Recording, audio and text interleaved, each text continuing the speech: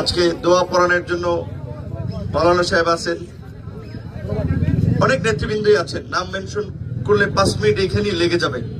কাজে আপনারা মনে কিছু নেবেন না, আমি সকলের নাম বললাম না, নাম বলতে অনেক সময় লাগবে। তবে এই প্রোগ্রামটি যারা আয়োজন করেছে কয়েকজনকে ধন্যবাদ দিতে হয়।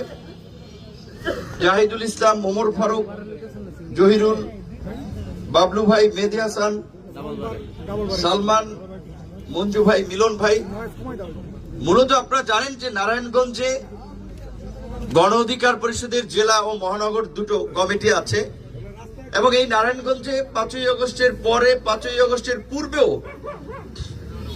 সমাবেশে ইফতার প্রোগ্রামে এসে বক্তব্য রেখেছি। আন্দোলনের সময়ও আপনারা দেখেছেন খোরশেদ ভাই সহ তখন বিএনপির বিভিন্ন পর্যায়ের নেতৃবৃন্দ ছিল।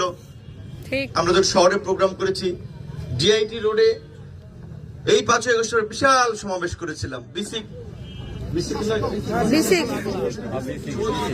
বিসিকে আমাদের যুব সংগঠনের উদ্যোগেও এর চেয়ে কয়েক গুণ উপস্থিতি নিয়ে প্রোগ্রাম হয়েছে। আজকে আমার সাংগঠনিক নেতাদেরকে আমি জানাই নেই যে আমি এখানে আসব, তো ওনারা এই বিকালবেলা থেকে আমারে বলতেছে যে ভাই আপনি আসবেন, আমারে জানান নাই কেন। তো তারা সবাই ক্ষুব্ধ যে নারায়ণগঞ্জে আমি আসছি, তাদেরকে জানাইলাম না কেন। এবং আজকে এখানে মিডিয়া কিংবা আমাদের অনেক ভাইয়েরা উপস্থিত থাকবে এটাও আমি জানতাম না। আমি শুধুমাত্র গলাচিপা 10 মিনিটের মানুষের সাথে একটু এই দোয়ায় শরীক হওয়ার মধ্য দিয়ে তাদের সাথে একটু পরিচয় হওয়া, সৌজন্য সাক্ষাৎ, এই পারপাসে আসলে এসেছিলাম। তো যাই হোক, এটা পরিপূর্ণ হয়েছে।